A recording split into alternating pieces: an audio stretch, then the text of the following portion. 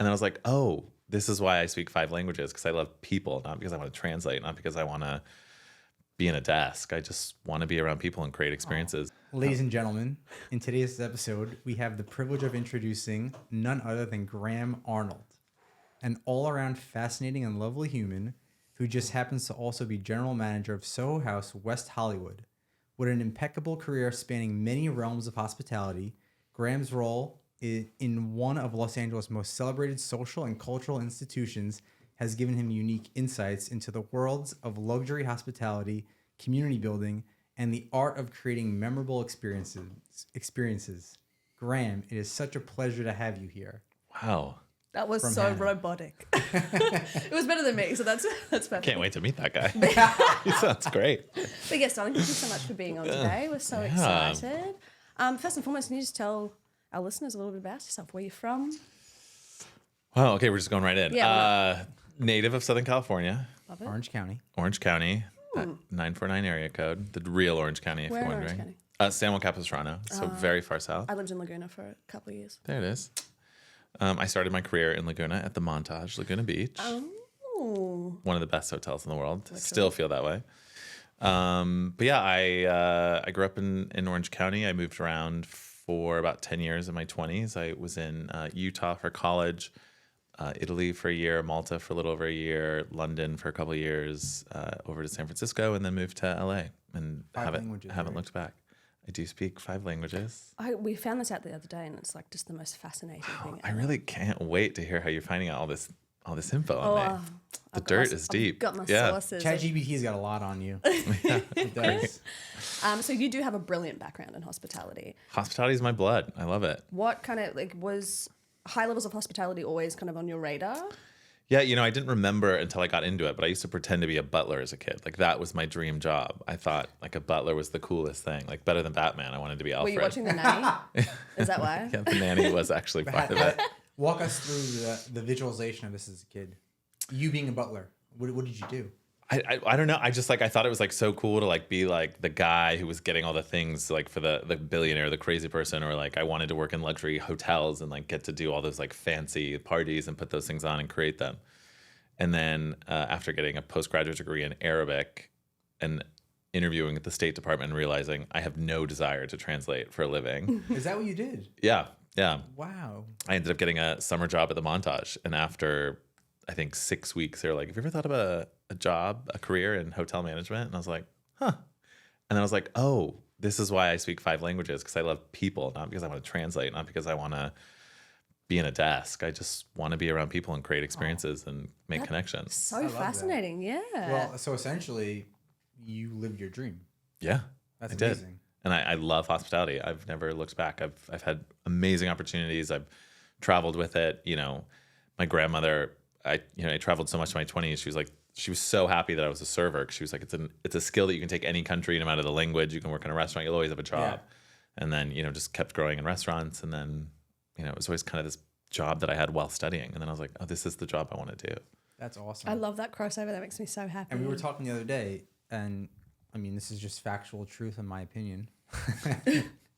What you do at West Hollywood, it does make a huge difference, because obviously Soho House is great overall. There's so many places around the world, but my experience going to West Hollywood and essentially, like Hannah knows this, I go there 3-4 times a week, and you guys are like my family. And it's only happened that way because I felt so comfortable going there. It wasn't like I was just there and we became close. It was like, no, I enjoyed coming here every day, because when I come, I feel like I'm going home. And You're there a lot. Because of you. You're the head of the Numero the dos, place. correct? Are you? Yeah, well, apparently I'm the second. I don't know if it's favorite or the second. Favorite. No, we don't have favorites. I'm Can I go on second. record Of by saying we course. don't have favorites? There's someone who's always there before me. And, Yes, you are the second member of the day generally. yeah. Yeah. Oh, that's so nice. Okay, so what does your role as the general manager of Soho House kind of entail? The company's great in the sense that we have an amazing product. We have a global community, and our biggest goal is to make all of our members feel like it's their second home and to make them feel welcome. So as much as we love to do it for you, it's great to hear that we're doing it. I mean, that is what we try to do for all of our members. My role, again, from the company, it's just do whatever it takes to make that happen for every single person that walks in the door. And that goes from everything from make sure the building is working and clean, down to make sure that the budgets are correct and make sure the members have a good time. So, But now that customer facing side that I see and that all the members see is obviously you. well, that's the Being part I a- like the most. Yeah. But that's you being customer facing. On the other side of it, you have to manage all these people, and Yeah. I manage a lot of people, and it's stressful and annoying. What is that like?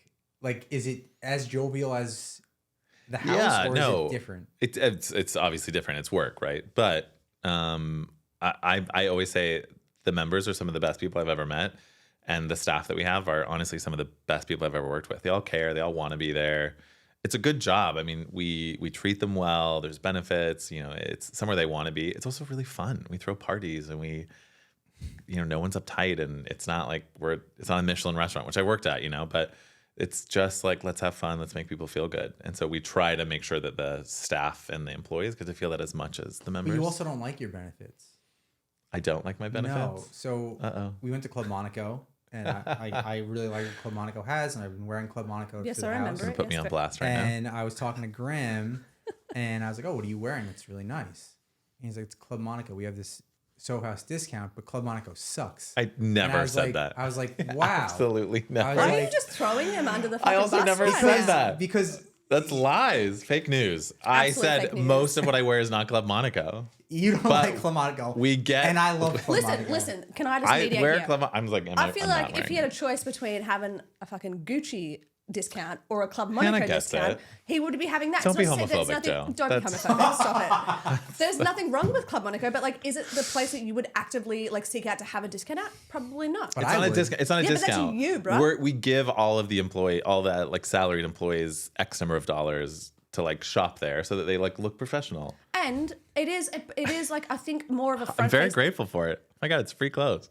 Exactly, but it's more of like a Why do you always? You're my wife. You always stick up for the guests. You never stick up for mate. me. When you're wrong, you're wrong. All right. So, ridiculous. what? Okay. So I feel I like stuck up for her too when you came to Soho House on your wedding day. I was like, what are you doing here? Oh yeah, Joel's gotten that story, but not from the horse's mouth over here. he literally, yeah. I'm so glad that you said that because he was like, I was like, wow, you're about to have the shortest marriage in history. I need you to leave here and go home. Your wife is the most incredible woman in the world, which thank you very much. No, I really absolutely, appreciate right. that. I feel like you've kind of already answered it, but what do you think sets apart? Because there are quite a few like luxury houses, luxury hospitality houses around the world. What do you think sets Soho House apart? I love how many members clubs there are. I love how many, places there are. I think it's a cool model that has obviously expanded around the world. Soho House was one of the first.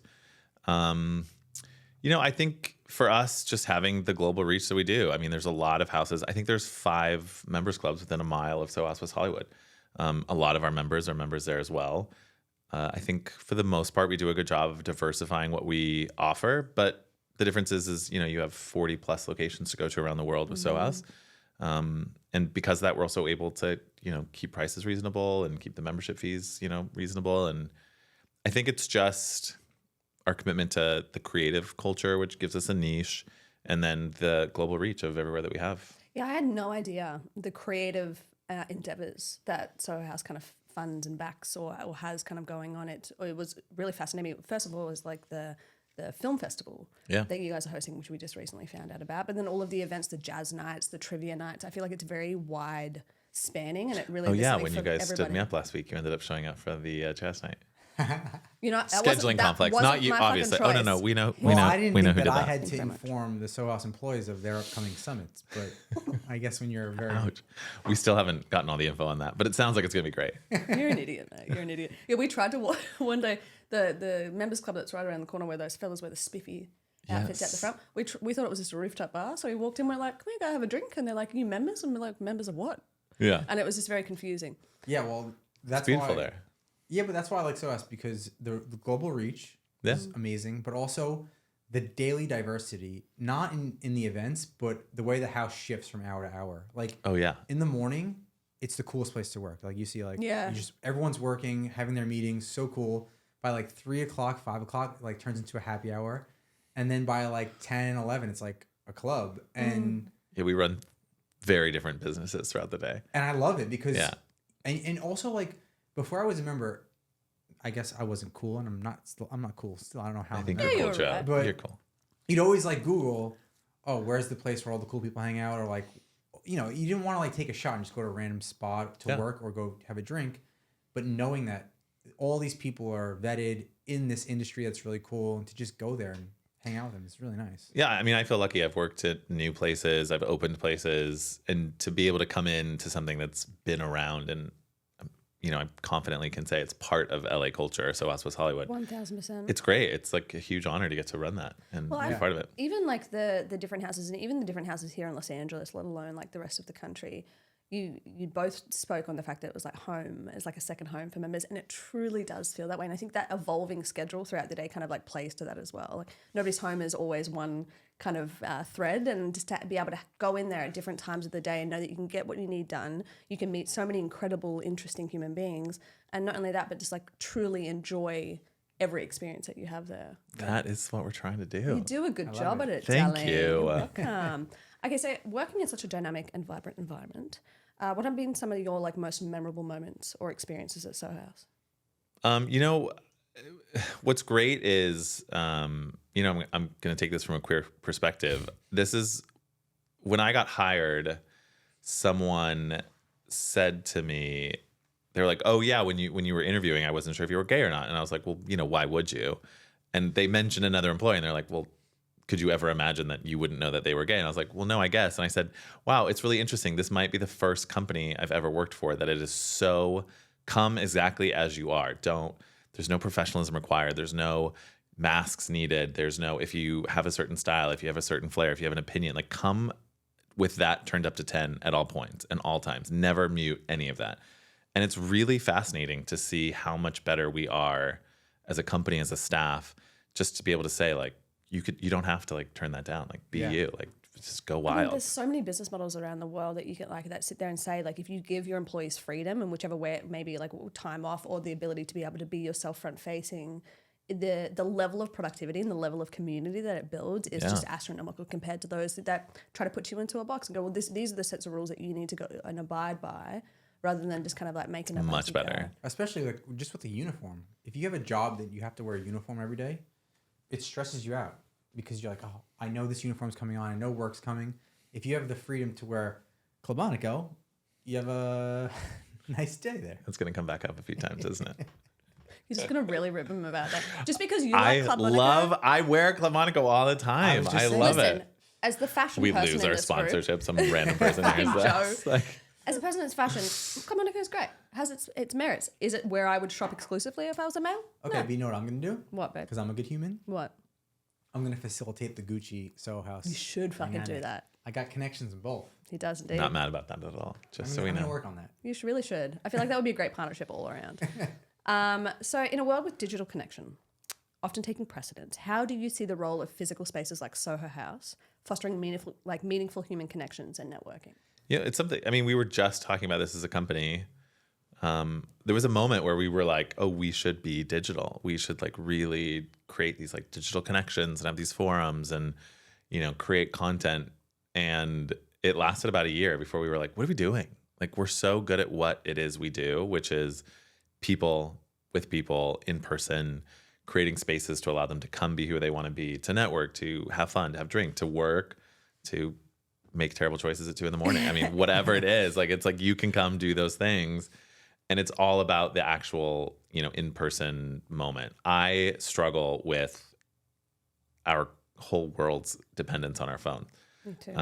You know, someone who lived abroad for 5+ years, I used to love going shopping in other countries or like going to explore without a map. It was before I had a smartphone. You know, I was in my 20s, and you would just be like, I'm going to walk around this city and I'm going to get lost. And now you travel and everyone's wearing the exact same thing, and all the shops are carrying the exact same things because you can now globalize, ship anything, you can shop anything you see. I think people go to where like the Instagram spots, so all of a sudden there's lines at like this beautiful view, and it's tough for me that we're just so connected to our phones. And I really strive when I'm at work to put my phone down or to like tell my staff, I'm like, just eyes up, like you never need to be on your phone, like we're all here together. it kind of breaks my heart to like travel and see people on their phones all the time, Oh, or it's like, depressing, isn't it? and traffic is getting worse because people are on their phones and people aren't walking because they're like looking at their phone. It's just like, I'm like, just put your fucking phone down. No one needs a photo of your coffee.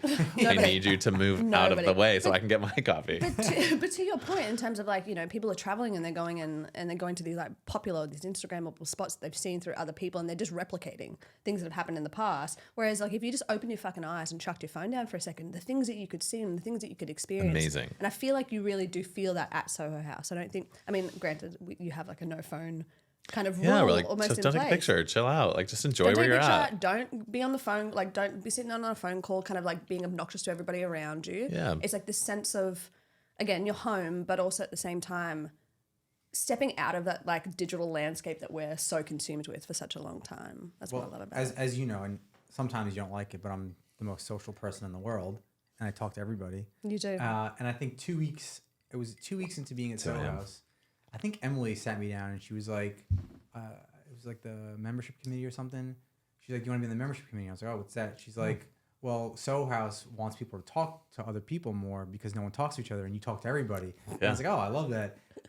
But that's another reason why I love it, is because everybody there is working on something really cool and everybody there is passionate about something. And I talk to everybody, and I found my PR person there. I found one of my advisors there, Sonia. So like I talk to everybody just because I'm fascinated by what they do. And because of that, you build a real human connection with people who are going to help you. And that's what we're hoping people do when they come in and like when they apply for membership. We're like, just come and be nice, be cool, don't be a dick. That's really like the only rule. It's like just come in and like be nice to everybody and meet cool people. Yeah, it's easy. You can feel that though. You truly can. All right. So Soho House often kind of hosts cultural events and collaborations. Are there any projects or partnerships that are coming up with Soho House that you're super excited about in the future? We've done a lot of like specific focus lately on diversity, equity, inclusion. We on the West Coast ended up doing this really cool series, Seat at the Table, where we would highlight a different community and kind of bring people who were members or friends of members or contacts of members or potential members to kind of be honored at a dinner. Those have been really fun and really diverse. We are doing the Soho Summit, which Joe pointed out to me the other day. I think you two saw it in a trailer for a movie in the cinema. And I was like, what is this thing? So I did some research. It's really cool. It's with our Porsche partners. And, you know, we bring in some really amazing heads of industry and promotional speakers. And they come and they give these, free to member experiences of, either a panel, a talk, an interactive thing, a workshop on one specific tool. And we're going to be hosting it throughout all the houses. We did one last year in the UK at our farmhouse, and so we're modeling it on that now. You guys have a farmhouse? Yeah, it's like that's real. It's Disneyland for hospitality. It's 100 acres in the Cotswolds, like an hour and a half northwest of London. Before, really? Yes. And it's magic. It's a full village. It's like you check in. There's a farm. There's horses. There's gardens. Rumor has it that Istanbul has the best house. I haven't been, but I hear it's great. That's what I hear. Maybe we all need to fly there collectively and check it out. Mexico City just opened 2 days ago, and that's getting rave reviews too. Really? Yeah. And Brickell too. Brickell, Miami, I think opened up one. Oh well, yeah, we're opening a second property in Miami, if that's what you're talking about. Yeah, beach house in Miami. Yeah, it's not open yet, but it's getting and there. we're not cool. Well, I'm not cool enough to go to the Malibu house. I was going to say, which leave I'm me trying out to- leave I'm me trying out to of pull that, some mate. I've been She's there. cool enough. I've been there a couple of I'm times. trying to pull some strings to get me there, but But in It's all not honesty, that exclusive, I promise. if anybody's ever thinking about getting a membership and they're kind of on the edge, like I hope this is the diving off point to join, because it truly is. I mean, look if you get accepted, but it's truly like there's it is so hard many. to get accepted. Well, of course, because it's Which I like. as you said, it's a curated members list just to be able to like the like-minded people. But the amount of it's not just like a place that you just go and you have a drink or you work. It's like it is truly as a community, and the amount of activities that you guys had. I had no idea, as I said earlier, no idea that you did all of these things. And it's such a beautiful thing, and you have a pool table too, which is always good. We're gonna after that we talked the other day. We're gonna do a pool heat. We're gonna do a tournament. I'm gonna friggin' win. We're gonna win. I hope you do. No, I'm not your teammate. Why? I stink. Yeah, but you'll get better. It's okay, darling. If I'd rather lose with you than win with anybody else. I would probably rather win. I but know you would. appreciate It's that. only moments like this that I'm like, God, I wish I wasn't single. When I hear something like that, I'm like, it's so sweet. All right. On that note, have you ever been interested in a member or hooked up with a member? Ooh. Ooh, am I allowed I to was talk gonna say, I don't know about if he's that? allowed to say that. Just share a No, name. of course I am. Have I ever been interested in a member? You know, I get asked this a lot because like my friends like, you must meet so many people, right? And I'm like, I do. But there's a part of me that's definitely like in professional Barbie mode. And I'm like, what? Like I'll like leave Fucking love that and so I'll much. meet someone and they'll be like, oh, I met you at Soho House. I thought you were so Business hot. I was Barbie. like, I didn't even clock that. Like I'm in work mode most of the time, which is weird because it's such a people forward business that you would think I wouldn't be. But no, I have never dated a member. I'm like really trying to make sure that that is true before I say that. Well, I've never dated a member or hooked. I mean, I've definitely like hooked up and dated people who are members, but not. I didn't meet them through the house or like at work or. Now, my other question on that note. God, it just It's like not spikes to my you. heart rate. Not to Yeah. you. It's like, oh my God, this is how I get life. I'm not really part of the late night Soho House crowd, You were not. but do you ever see a lot of drama with people hooking up and the Not next drama, day? but I definitely. It's hard not to believe in love when you're at the Soho bar at 1 a.m. People are definitely falling in love left and right. Has anyone ever hooked up in the photo booth room? Because I've always thought to myself that would probably be a place that you would I feel find like some. I shouldn't comment on that, but people, yes, sometimes people need to be reminded of general best practices. I friggin' knew it. I knew it. There's something about that photo booth is very alluring, I think, to a drunk person at 1 a.m. Yeah, Or yeah. two drunk people at 1 a.m. Maybe one. Maybe they're enjoying themselves. Who knows? Well, to wrap up the hospitality part of this, so for those who are looking for a career in the hospitality industry, what advice would you give them based on your experience? You know, I always say to, you know, I've been lucky. I've got to mentor a lot of people and help out a lot of people in the industry. I think you have to love it. You have to love people. If you do it for like the glitz or you've got a big ego, you're going to find it very challenging. If you're not willing to humbly serve, it's going to get to you. You're going to be like, I can't believe that person was so high maintenance, or that person asked me this, or that person was rude to me. It's like, that's part of it. You've just got to be willing to say, I'm here to provide an experience. And I'm so excited about that it's about my actual act of hospitality and not what I'm getting back in return. The hours are weird, especially when you're starting out. You know, nights, weekends, holidays, like those are all part of it. I worked in hotels. I had to do overnights. You know, you're working from 8 p.m. to 6 a.m. It's like you don't even know what time it is. But if you're not willing to put that time in because you love it so much, you're going to resent it. And then it gets sour. And then you meet those people who are like, they're bitchy, or like you're like, can I get a table for two? And they make you feel like you're like asking a favor of them. And I you're feel like, I've wait, definitely met a couple of those. yeah, you're like, wait, I'm here like trying to give you money. Like I'm not, why are you making it so hard? Like, I'm being so nice to you. Why are you being so mean to me? Yeah, Exactly, or like those hot spots in LA, and you're like, wait, do I have to like slip you $100 bill to get a table? Like that's not the point. It's just, you know, the point is we should be excited to have you here and to give you an experience. So if you don't love it, don't do it. Yeah, that's really good advice. It's not easy. All right. Now we're going to get into the juicy stuff. Okay. I was going to ask if you were single or in kind of relationship, but I heard you just Single, mention the fact that you were single. Do you use dating apps? If there's any gays listening. So yes, I've been on Grindr, which is not a dating app per se, but I have actually met multiple relationships on Grindr. And then about a year ago, I downloaded Hinge for the very first time in my life. How is It's my Hinge for first the gay dating app. community? So the reason I downloaded Hinge because most of my gay friends said it's the best one for gay men. That's how we met. That's how we But we're met. not gay men. But You might be. Who knows? I might be. Who knows?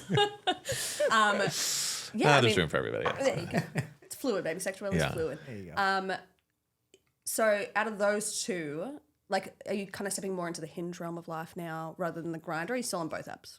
I mean, I still use both for different reasons, I guess. I like consciously took a couple years out of dating. And then it was about a year ago that I was like, oh, you know, there is that part that I want to actually have a partner again, or, you know, whatever that may be. So yeah, that was the impetus for Hinge. But yeah, I find dating in a digital age to be a very specific kind of strategy to making it work. It's not the same as just like meeting someone or, you know, organically having a connection. You have to kind of play a numbers game, and it's... And you prefer that, obviously. No, I don't No. actually. No, you don't prefer something being Oh, in so person I organic? prefer, yeah. But I do think there's a time and a place. And I mean, I guess a time and a place is now. I mean, what are the statistics? You should know. Like Yeah, you all should these relationships start online, and it's, you know, it's Yeah. how people meet. And I definitely notice, you know, you'll see people at a bar that you don't talk to, and then you'll get a message on Grindr or Hinge being like, "Hey, I saw you at the bar Like, what 2 days ago," and I'm like, just come up and say to hello. that "Yeah," point- I'm like, "Am I scary in person?" The answer is no. That's- I'm You lovely. might be a little scary, a little intimidating in that the best Someone way. said that today. They were like, "I was intimidated by you," and I was like, "Was I intimidating or were you intimidated? Because that's not my problem." Like you. Thank you, right? Oh, I was fuck, like, that's love not that. for me. Truth be told, like when I first met you, I was like, oh, he's a little intimidating, but in a really wonderful way, like in a loving way, but just almost like you're very cool. You know what I mean? I don't think I'm cool at all, which is Well, wild No, to you hear. are, you or else know. you wouldn't be on the show. Come on. Oh, right. Obviously. No, this is the pinnacle of my coolness. I've made it. To your point, the reason why this idea came to fruition was because I moved to New York in 2016. I was at a bar and I saw a pretty girl and I went up to her and she was very standoffish. I was like, all right, whatever, I guess. Didn't like me. Matched with her on Hinge or Bumble or whatever it was around the time. And I was like, oh, I saw you at the bar last night. She says, oh yeah, I prefer meeting people on the dating app. And I was like, what? I was like, that's so confusing. Hurts I was the brain a literally little right in bit, front of doesn't you, it? but you wanted to meet me this way. I was like, this is I mean, I'm confusing. sure there's a case we made for like the safety of it and like it's on your terms and, you know, you don't have to be vulnerable online until you want to be. And in person, maybe you have to be a little bit more Yeah. of those things. But yeah, I would much prefer, I don't want to say I'd prefer to meet someone in real life, but I think everybody, if they had the choice, would choose. yeah, real but life. I do believe you can make a meaningful connection. I mean, hello, you two are married. Like, Yeah. Although we matched and we matched and we talked for barely 5 minutes, and then we met 4 hours later. You know what I mean? So it Right. really was that. It was almost kind of like meeting in a bar in a way that, like, yeah, we used the app to kind of facilitate our Right. meeting. We wouldn't have met otherwise. But the fact that we just didn't kind of like feed into. Oh no, I get a lot of pushback on the apps for being like I'm like, oh cool, great, like we should meet together for a coffee, and they're like, yeah, we should. And I'll be like, great, how's tomorrow at 2 or whatever?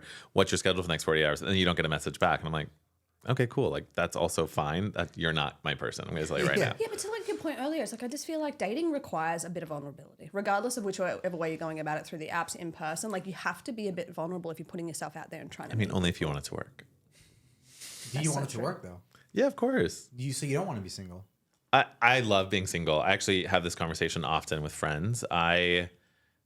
In today's climate, you can find intimacy, friendship, emotional banter, companionship, whatever, in a lot of different places. And so I don't think anyone is looking for one person to be everything the way that maybe my parents were, Yeah. or you know, generations before me. And so the more and more, I guess, the longer and longer I'm single, the more and more comfortable I am being single. Yeah. So I have to remind myself that I don't necessarily want to always be single and that I have to leave room and space and be vulnerable and still be interested in connections. I love being at a place where I do not feel the absence of a relationship, but I see the benefit if I had one. That's a beautiful place to be. That is a We beautiful had place to be. Our previous guest on, who's a neuroscientist, and he was so intelligent, just teaching us about dating and. God, that's Biology a and tough act to brain. follow. You should have told me. Oh, so you're doing No, it's- fantastically. Yeah, you're doing two great. different You're the worlds, only which one. is the God, I most was like, beautiful wow. thing. But he Never was felt more saying, dumb. like, as human beings, the phase of being by yourself and being okay by yourself is literally the best phase to be in. Yeah. Because you control if you want to be single or not, in a way, instead of being dependent on not being It's this single. fountain of self love that you Right. consistently are pouring out. Because like love, you need love regardless of wherever you go and whatever you do in this world, right? Whether it be like friendship love, parental love, relationship love, self love, and the ability, which I think a lot of people are lacking nowadays because they're either distracting themselves or whatever, but then they're not able to tap into that like place of being peacefully single. They're just like manically single. They're like, I have to.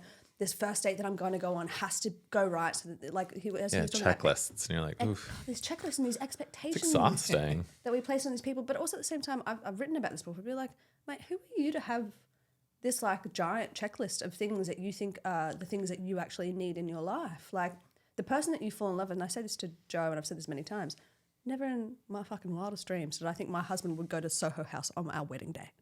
You know what I mean? Like never in my wildest dreams did I think that that was what I wanted. I always thought that I wanted something different. But the actual reality of our life, the fact that my husband went to work on our wedding day shows the commitment he's making to our future.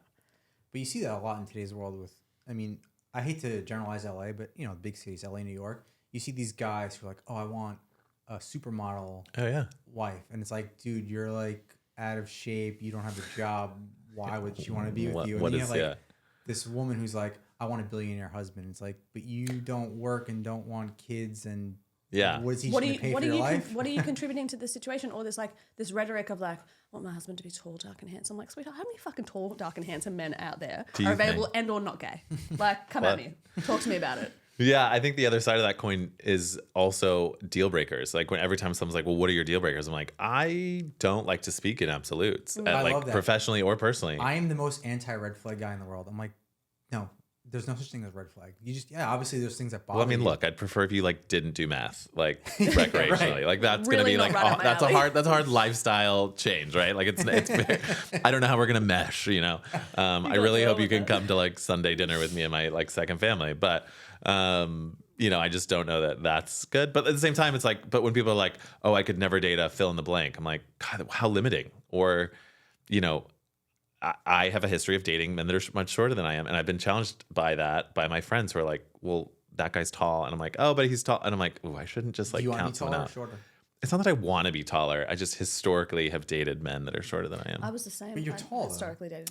Right. It's easy to date men that are shorter than I am. But every now and then, you know, some 6'5" guy is like, "Hey, I've had a crush on you for 10 years." I'm like, this is really hard for my life, like right now, to like marry that with how I know who you are.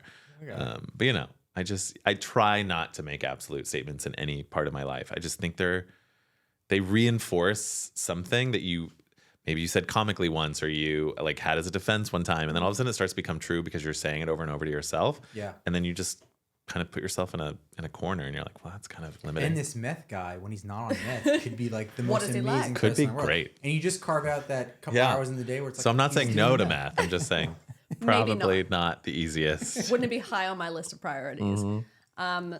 So can you tell us or you can tell us both if you want to, either your best. What am I only or going to your tell one of worst? you? Is one of you How not would going to he listen? Tell us both.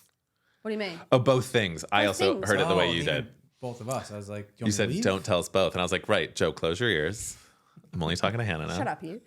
Tell us both Either things. your best or worst date story, or worst date story. Wow, best or worst date story. Like, is there anything that pops to your mind? God, I feel like I've had lots of terrible dates. Okay, tell us about those.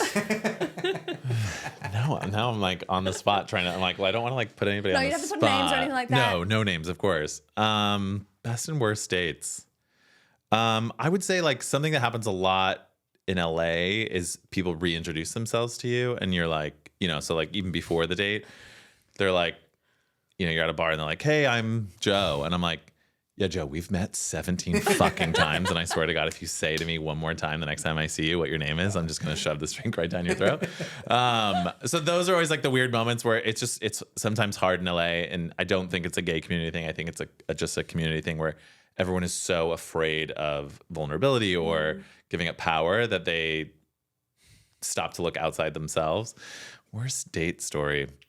I know it's so hard. I feel like- I put people on the spot when I ask that, but I'm always so curious because like sometimes people have that like one. Well, I you have know, my that one was story. fucking horrible. And Yeah. it just sticks. But I feel like there has to be one on Grindr, because the way I have heard about Grindr is like Slash being you on it. open up the app and there's just everyone and anyone that you want right Dicks away. for days. It's just Yeah, like- I mean, it's a grid of men based on distance. So it's like, and most people it's just like a torso, or like, you know, it's like, you're like, who am I talking to? And then you'll just get unsolicited messages of like, here's a dick pic, here's a whole pic. And you're like, hi, hello. And like my profile like clearly says like, don't send me like that stuff, like unsolicited, like, you know. I love they have the preface that. They'd be like, Oh, it's not "Please even. Don't send me. That's not even me. That's like an option you choose. Like, feel free to send me those photos, or do not without my consent. It's like an actual thing. So I'm like, no, thank you. I like the fact that they're asking. No, they're asking. It's nice. You know, I've been on dates with people who, you know, I've been on a date with someone who like a casual, like 30, 40 minutes into it, let me know casually, like accidentally as an aside, that they were married. I was going to ask about that. And I was like, Oh, okay, like heterosexual marriage or no homosexual marriage. But like, I was just like, why am I here? But isn't that more common in the gay community where it's open? Listen, if you're trying to get romantic with me, is the euphemism we'll use there, Yes, love and you're married and that's okay with you and your husband, like that's a different conversation. To ask me to dinner without me knowing that you were already in a committed emotional that's relationship weird. with somebody, I'm like, what am I doing here? Did you leave? I asked, I said, what am I doing here? I was like, if you wanted to hook up, we could have hooked up. but now like I'm at dinner with you. And he's like, well, I just really feel a connection with you. And I said, that's great. I'm not really interested. I wasn't rude, but I was like, I'm not interested in being someone's second dish or like side dish. Second dish. I love that. Anyway, sorry. It's just like, you've already got your main person at home. Like, so either you're trying to find someone to leave them for, or you're like wondering if maybe there's something better out there. Yeah. Or you genuinely, I have friends who are married who have boyfriends. Also, that works for them. Not really something I'm interested in. But I am never interested in being someone's boyfriend if they already have a husband. That's fair. That is incredibly fair. But yeah, that's rude that he didn't tell you. Like, 'cause Well, it's that like- was the thing. I was it's like, not wait, he- you could have told me. It's not like you were just hooking up. It's like he took you to like a romantic restaurant. You're sitting down having Yeah, dinner. I was like, I gave up a whole night for this. Yeah, stupid. Who paid? What? Who paid? We probably split it. I'm pretty good about splitting. Is that So yeah. yeah? Is that common practice? Because I think it's always like in the heterosexual realm of life. Not where Straight men get it the worst. I mean, you guys do. don't. No, that's, we do, that's, we that's do. an inflammatory sentence. But We do. I have so many straight girlfriends. I'm absolutely getting. If there's one thing that's going to cancel me, it's that. Straight women. Most of my straight women friends are like, oh well, like at least I'm going to get a free meal, or like he asked me to split, or we're paying, and I'm like, No one cares when did about you? the Mate. white heterosexual guy anymore. Oh, no, Joey, it's definitely you. please Yeah, clip no, that. take the Please fire. fucking clip that. Got to pay for everything. Get his heart broken. definitely. Oh, you poor white heterosexual man. Get the Oh, fuck only out of it. take me to catch steak. That's my only. No, date but I spot. know girls who like aren't even interested in a guy, but they're like, oh, but he's going to pay for dinner. I'm like, well, that's really shitty. We've Like had that's. conversations. So coming from Australia, that's not, or at least in my dating experience, was not the rhetoric, right? Like it was just very kind of even keel. There's a sense of chivalry, but it wasn't like this expectation that men were going to pay. It was always Right. kind of like how it went on the date, like how you feeling. When I first got here, and this understanding, especially when I first started dating Joe, he's like, you're not paying for anything. I was like, bro, just let me fucking pay for like a coffee or something, which in and of itself is beautiful. Yeah. But it's so. It's a weird expectation. It is a weird expectation, and it's so kind of black and white here. It's like like you said, every woman, Right. like so many of my friends are just like, yeah, it's a free meal. I'm like, bro, but you Don't like this him. person. So what's the point? Like you're wasting your time and theirs, and you're wasting his money. But It on does the it- contrary, when There's probably a case we made for like how much more a man makes No, than no, a no, woman and no. the gender wage No. disparity, and Didn't think about maybe that. they should be Okay. paying. But I was in the gonna gay say- community, I love to pay if I ask you to dinner. Like, but what I also love is that there isn't some predisposed like I'm always going to pay because I'm the male or whatever. So Yeah. because it's two men, it's like great. I asked you to dinner. Like, and the bill comes. You always do that polite thing. But what's great is like the woman like.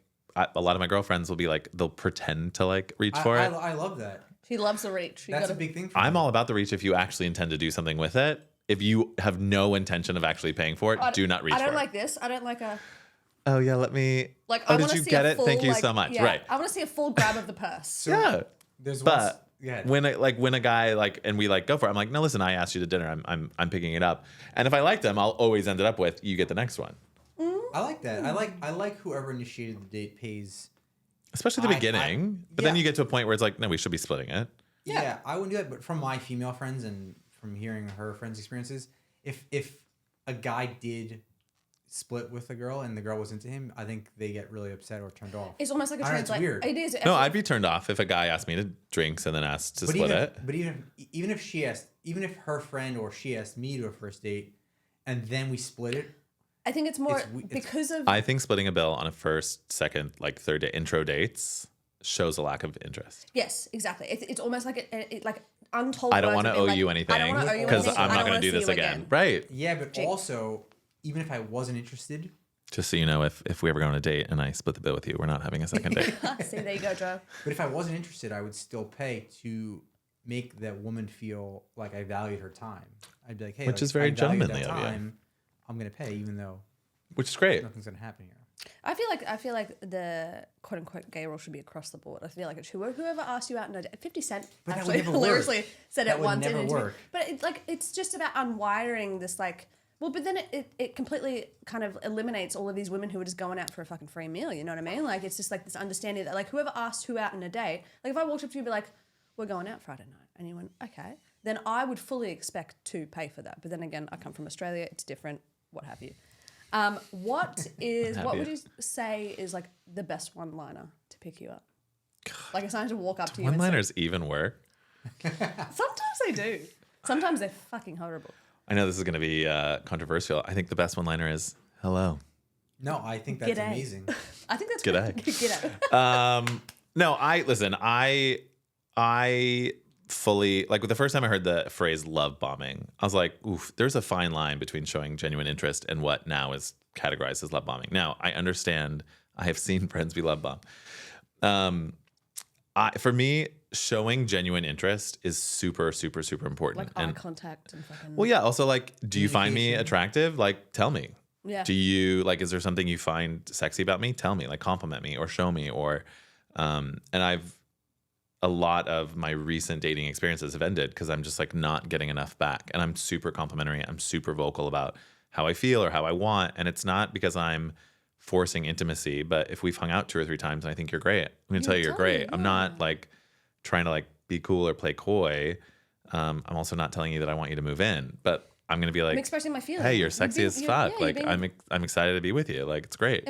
Employing that vulnerability in the best way possible is Right. like, hey, listen, this is And how if I it's the feel. right person, they'll receive it very well. Right. And, I've dated people like sometimes for too long who I'm just like, hey, like, I'm not getting enough initiating, conversation, or they're not reaching out to make plans or responding to me asking to make plans. I'm like, that's not what I want. I'm a natural caretaker and giver. I think it's part of why I'm in hospitality.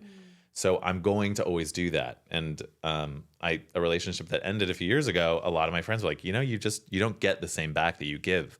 And they like really brought it up. And I said, I'm not in this to keep score.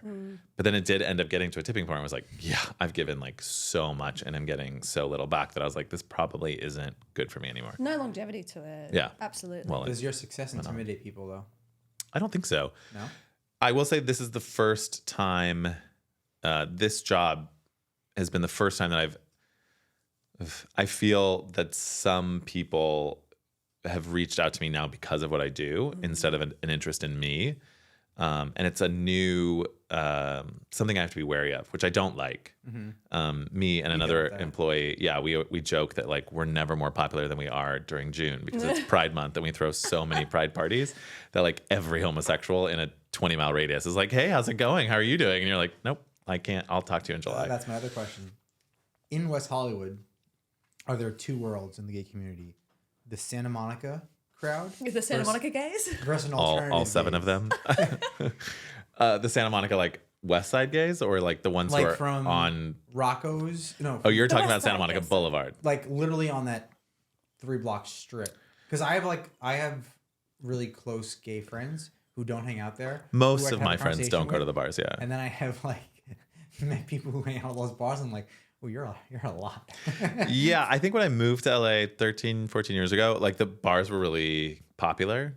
And then I don't know if it's like a generational thing where, the younger generation isn't drinking the same way that we did. Like no. they're No, right. no. They're like happy to be sober or just do drugs or I think whatever. this is more drugs than anything. Hey? Yeah, whatever it is. I think the bar culture has shifted in LA. You don't see people my age or people with jobs or professions really at the bars. It's more of like a younger or people coming in from out of town or whatnot. You see a lot more people at like the dance parties or like the one-off nights or. What are those parties called that you were telling me about that one time? That I was telling you about a party. Tony goes to? Tony. Underground crazy dance parties or something? Oh, I mean, I don't know. I don't know anything about those. Like, there's so many of them in LA. Like, but there are like these circuit parties. Was it circuit parties? Maybe. Yeah. There's a lot of them. I think a lot of people go to those now, or it's about house parties or dinners. I don't know. Maybe it's just because I'm getting older. But yeah, I don't really hang out at the bars in West Hollywood. I mean, there's time for that. Also, it's just very overwhelming. Like, I feel like as a straightie, I used to go to the gay bars and really enjoy myself. And now it just feels like a very overwhelming sense of like people either getting super duper fucked up, blackout drunk, or it's like, and I'm all for sexuality, but it's like hyper sexualized. And it kind of, I feel like it creates an environment that is in turn very hyper sexualized. For me, it's just very loud. I can't hear anybody. I thought it was Which I really, don't like. I thought it was really interesting when you came back from Can't talk to anybody here. don't like it. Like, what? I thought it was really interesting when you came back from a gay bar and you're like, I felt very uncomfortable because everyone kept coming up to me and hitting me and like tapping me on the butt and doing these things. Wow. And I was like, welcome to... No one does that to me. It's because he's straight though. Yeah, probably. I was like, welcome to our world. I understood what you go through. That's on like a day-to-day basis. I wasn't upset about it. I was upset that this one guy, he slapped me on the butt and I was like, all right, whatever. and then sliding on the butt again. I was like, listen, No, thank you. please don't do that. Right. Please, sir. Please. And he was very drunk, just staring at me, and was grabbing me, and I was like, listen, I don't want to be on the news for fighting you, but you're crossing a lot of lines, and it's really pissing me off. Yeah, no, fair enough. I mean, that's terrible. That's disgusting. Yeah, I think the bars have kind of become an over-the-top kind of place, for sure. It's a little messy, mate. Yeah. It's a little messy. So how has your career kind of influenced your approach to dating and maintaining relationships?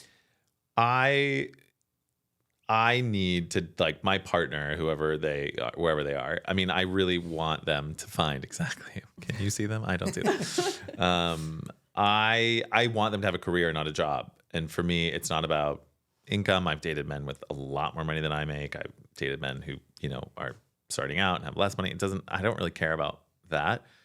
My career just means so much to me that I have a hard time connecting on the level I want to connect with someone who doesn't have something similar. Are you working towards something? Are you driven about something? Are you passionate about something? Do you also understand what it means when my phone rings at midnight or on a Sunday morning or whatever, because there's an emergency and I'm not saving lives. It's not like I'm on call for brain surgery, but at the same time, things happen that need immediate responses from a legal point of view, from a safety point of view, whatever it is. And if you have a job that you just kind of clock in and out of, whether that be physically or mentally, I don't know that you're really going to understand what it is I do. And I don't know that I'm going to be able to connect with you on the same level I want to. I want you to be so passionate about something that it takes up time and space in your life, and that we're there for each other to support when it's tougher And than other times. those things, Yeah. 100%. I think that's one of the biggest struggles just with me going through like this work visa or visa process at the moment. I can't work, right? So tough. And I spent 16 years of my life being so passionate about my career, being so good at it. However, I think that's given me the understanding, again, going back to the marriage, going to work on Soho, has given me the ability to like understand that when he's working at 11:30 at night and You didn't work that long, I will say. he did. He came half a home. day. I know, Yeah. but then he came home and did a fucking podcast thing and then we went out and did it. But it was, I think it's given me the understanding, and I will attest to what you say. You have to have somebody in your life that understands on a deep level what you're doing and why you're doing it. Yeah. And even if it's, I've dated people who are in completely different fields than I am. I don't need to understand what it is you do, but I need to know that you're passionate about it and it takes up mental energy. Yeah. And you're I think it's working towards something. It's a turn on that someone's really working hard at something. Oh, Yeah. so sexy. Definitely. Yeah. Well, that kind of, outside of that, is there any other attributes that you kind of look for in a potential partner? Because I know you're saying like no absolutes in terms of like the opposite of that, but like, is there anything that truly kind of speaks to you? I've surprised myself over the last couple of years of dating people who are really outside of what I've dated in the past or comfort zone. I think I just need someone who's kind, that, listen, I'm shallow, I'm vain. Like, I'm not, I do need you, right. Like there are some physical attributes I look for, but, I think on an emotional level, like I said, you've got to be willing to show me you're interested in me because I'm going to show you. And if it's not both ways, I feel really uninspired quickly and I'll tap out. Actual attributes, I love it when someone has a good relationship with their family, whether that be like a 2-person family, a 12-person family, whatever it is, or even I have a really great relationship with my family. And I also have a second family here in LA that I see 4 or 5 nights a week. And so it's like I have both. I don't care if it's like your actual family, but you have to have relationships. Have you ever like met someone who doesn't have any friends? And they seem great, and you're like, why don't you have any friends? Like where, like, or like every time they're hanging out, it's with a different person, and I'm like, wait, where are your like people? Or like the people, Your support system. Exactly. I think having a support system, family or friends or whatever, is Yeah. like And when key you to don't life. have that, I'm like, what is going because on? if you don't have a support system, you're very dependent on me, which I don't want. Or you're a sociopath and like you're just hiding it. Like I'm like, how do you not have like if you got a concert ticket tonight, like who would you call to like go whatever? Right. And if you could draw a blank on that, then it's both equally sad and psychopathic. I'd be like, I'm like, who do I text first? Like I'm like, I know there's gonna be 20 people who are gonna be like, I'll take that ticket. Also, when do we get an invite to the second family Sunday dinner? I mean, listen, it's every single Sunday. Not a part of the family. It's a stand. No, but He's been bringing it up a lot. Well, it's a huge part of my life. These are people who I met at a restaurant that I ran, and they have become my family. I see them. Are they Italian? Which one? Which restaurant? They were at South Beverly Grill. They were regulars. a husband and wife, and they have 3 kids, and I'm in the middle of their age and their kids' age, and so I quickly became like best friends with all 3 children and best friends with them. I've flown to New York to take a child to tour law school when he got accepted. I've flown to Boston for graduations. I've, been on the phone call for career advice or relationship advice with them. The parents and I talk all the time, but every Sunday, without fail, we have dinner, and I try to bring a dessert every week that I make. Darling, that's he's a so baker. beautiful. Hannah. I'm a Oh, you're baker. a baker? I'm a baker. Friggin' love Huge baking. baker. Yeah, baking's like my therapy every What is Sunday. your favorite thing to bake? I try to make something different every week. But like, if you had to, like, if the first thing that pops to your mind, what I would really I bake? love a layer cake. What's my favorite cake? Rainbow cake. 7-layer cake. That's a lot of layers. But it's rainbow, is it not? Yeah. Thank you. Yeah. I got She's it like, right. I know. I know what it Are is. they Italian? No. Oh, because Sunday dinner correlates Italian with me. Allison works 6 days a week. Sundays the only day she doesn't work. So it's like the day that we're all just like home and we get to like be together. Wait, Sunday dinner at like 4:30 isn't his No. Martinis start at 6:30. Dinner's usually on the table by He was 8. telling me about family dinner, and I was like, "Oh yeah, sweet, like 8 p.m." And then he was like, "It's 3:30." He was like, "Okay, we're having dinner." I was like, "Excuse me." Yeah, that's like a white thing. So That's like confused. a that's Very like fucking a white Midwest thing too. Like we're having like Italian. casserole at 3:30, so that everyone like passes out at like 6. Then you get Yeah. up and you have snacks at 9. No, there's No, what, I'm they not watch doing that. sports afterwards, and they're enjoying Right. it. No, that's not my Or the journey. women drink wine. I think that's so beautiful that you have that. Are you an only child? No, I have 2 brothers. I'm in the brothers? middle. I have 2 half sisters as well. Middle child. The best. That's why we understand each other. I'm so happy that you have that family out here. I honestly, I don't know that I would still be in LA. I mean, they've changed the landscape of how I live here because I have a family, and LA is a lonely place sometimes. Very lonely. And I've never had to feel that because I have someone that I have a family that I talk to every single day. It's really nice. Go back to OC. My mom is from LA, so she likes to come up here. And both my brothers have left as well, so it's just my mom down there. So she comes up here often, but Nice. Orange County is kind of sterile. That's a really nice way of saying it. You know, I'm very red. They have a TV show. Have you ever heard of the OC?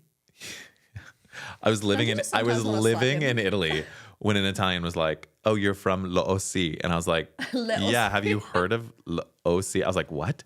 And they're like the TV show, and I was like, "I have no idea what you're talking about." And then when I moved Like I back lived to it. America, I was like, "Oh my god, this is a real thing." That's which one? That's the one with Misha Barton and Adrian Brody. Yeah, he was yeah, cute yeah, back yeah. in the day. what's the oh, that's Laguna Beach. That's a Oh, reality you're talking about the show, right? reality. That was a reality show. We're show. talking about like OC. And Laguna Beach and the OC are close to each other? Laguna Beach is a is city in in the the Orange. OC. And Laguna OC. Beach is the one who dated Jay Cutler, right? Laguna Beach is not a person. No, it's a place. the main girl. What's her name? LC. Oh, Lauren Conrad? Kristen Kristen Cavalieri. Cavalieri. Laguna Beach. She was on Laguna Beach, or she was on the Hills, which is a spin-off Hills. of Laguna Oh. Beach. Wow, I'm really sad that I know And they that. filmed all that. Isn't where it you guys depressing live? when you know that Yeah, information? no, actually, all the like multiple people from the show Laguna Beach ended up like working at the hotel that I Oh, worked really? at. Like, yeah, like, Yeah, it doesn't Oh, that's surprise me. cool. He it's keeps great. he wants to go down to the montage really It's badly. honestly a stunning property. I do. I'm really. If anyone Oh, from the let's go to, montage is like, listening a little and they money. want to give us a free night, Little mini honeymoon. Why not? Let's do it's it. really, it's honestly one of the most beautiful properties It in is. It's California. fucking gorgeous. Absolutely gorgeous. Great place to work too. I'm sold. Give I us saw a- the Instagram ad. Give I'm us a sold. free room. Yeah, All right, so we're going to move on to our rapid fire round. So just like just short started answers. sweating. I don't. what does that mean? So many times your nervous system has gone up and down. Are you an early bird or a night owl? Early bird, Okay. One thing you cannot live without. coffee. Oh, that's a good answer. A skill or talent you wish you had. It's such a snarky answer. I was gonna say I have everything I need. I'm good at everything I do. That is true. I only do things I'm good at. Another skill I wish I had. Oof. I wish I could play the piano. Me too. Oh, I actually started learning a couple of years ago on the keyboard, and I'm like, once we have the money in a house to be able to put it in, I want to get a piano. Like to be able to play the piano or guitar, where you can like walk by one and be like Yes. casually like, look at this really fucking Look cool at the thing I do. airport, like, Yeah. Right. Those kids. I play are, the like, oboe, 5, which how is like rich not are as you? cool. So The what? The oboe? the oboe. That was my first degree. That's like what I went to college for. I played trumpet. Back There you in the go. day. We get it. See, we're just. We're really This really is the match made in heaven. This is fine. peas in a pod. This is amazing. This is the love. Most adventurous thing you've ever done.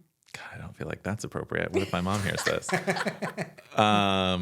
Ooh.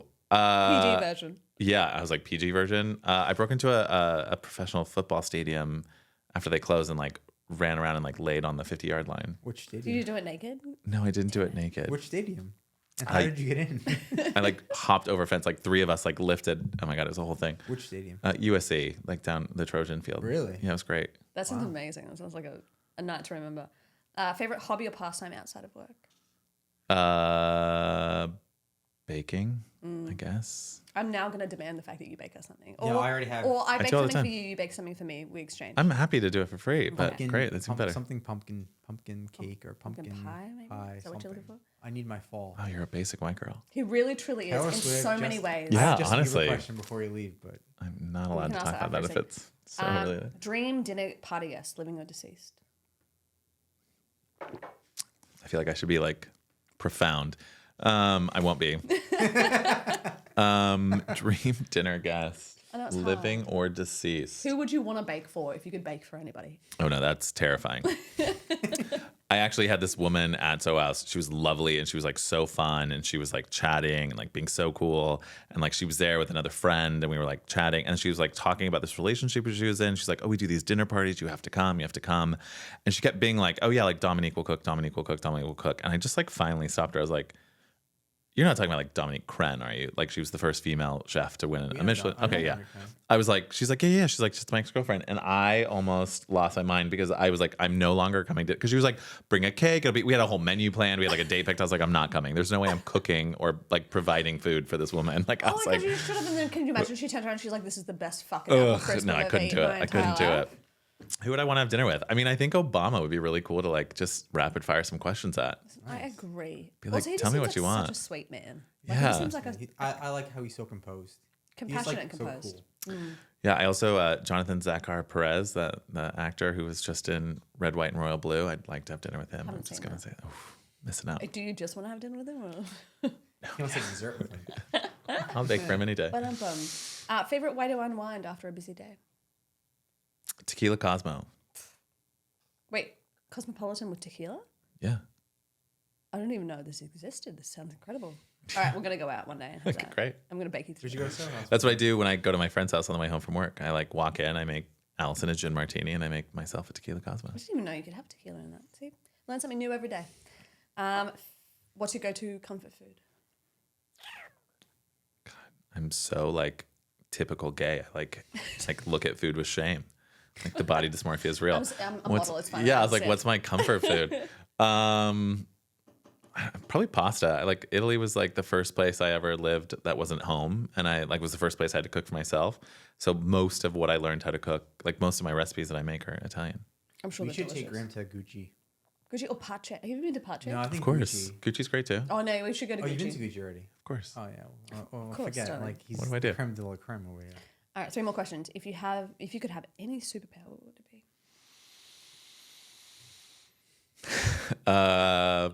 Probably teleportation. Oh yeah, I like that one. Yeah, flying's still a waste of time. Teleport, I'm there instantly. I'm ready to go. Instantaneously. Yeah. One piece of advice you'd give to your younger self. That got dark real quick in my head. Listen, growing up Mormon, religious, and You grew up Mormon. gay. Shit. Oh yeah, it's a whole topic we didn't even touch, didn't which even is touch fine. that. Talk about that at the house. Yeah. Topic. I would say your teeth will. Your face will catch up to the size of your teeth. So don't stress. I had big buck teeth as a kid. Yeah, and like don't be so hard on yourself. Like you're not going to hell. Honestly, I'm sure growing up in that background, that must be, yeah. Oh yeah, it was like I cannot remember a single day of like 10 to 18 where I like did not think about going to hell. Oh, damn. Really? Yeah, I was gay. I was like so like terrified. Within Isn't the it Mormon crazy that church. I used to have a list of 5 things that I was like 12 when I thought about this. A list of 5 things that sucked in my life, and like now when I think about them, I'm like, how stupid. What was were this? they? Yeah, what were they? I'm so curious. Oh, that one kid in school wouldn't bully me, and he didn't really. It was just like normal. Well, they shit. said wouldn't bully you, and I was like, Oh, these were like his wishes. Yeah, got it. Not you weren't like Just like hoping. 5 he'd be. things that I need to have like a great life. Like this one kid to not bully me. Philip Munsey was my bully. Yeah, mine was Bobby Braun. Samantha Ferguson. See, Remember had, it like, like- isn't it crazy that those things like stick with you? imprinted in our brains. Like something physically that you know about that I'm just like, oh, this like I'm so Yeah, weird. we're definitely and talking she's about like- that later. yeah, we definitely She's are. just like, oh, I love that. And I'm like, oh, It's okay if it curves to the left. It's fine. okay. You're right. Ding, ding, ding, ding. But I thought, I was like, every day, I was like, I have the worst life. Like, if only I didn't have this, I have the best Oh life. my God, how funny. And then I came along and I was like, darling, that is not only perfectly natural, but that is actually, it works very well. She can go right. But yeah. Great. Points. All right. The last question. Last one. Best piece of advice you've ever received? Wow, there's a lot. I would say to get to where you're going, be great at what you do every day. Like when you have goals, and I get asked that all the time by people in my career, like, how do I get promoted? How do I get this job? And I'm like, just be good at your job every single day. And it's not easy.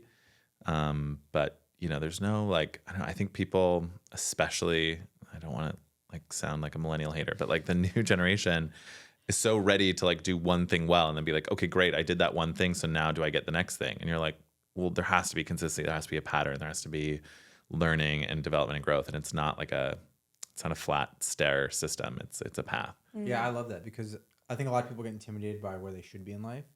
But It's so easy to compare. And yeah, and even seeing like if you work at Burger King and you're flipping burgers or you work at the cashier, if you do that great, people will notice and it will be like a stepping stone for something better. So don't be like, oh, I work at Burger King, so I'm just gonna take this job as a piece of shit. Like no, like do it great, and who knows what it'll lead to. right. I'm straight. Agreed. Oh, I feel like there's so many more things that But we I can just talk want to about. ask, yeah, are you allowed to talk? Is Justin Bieber nice? I've met Justin Bieber in multiple restaurants I've run in LA. He's he very nice? nice. So nice. Okay, Very kind. I see him at the house, but obviously I'm not gonna say hello or I can't take a picture.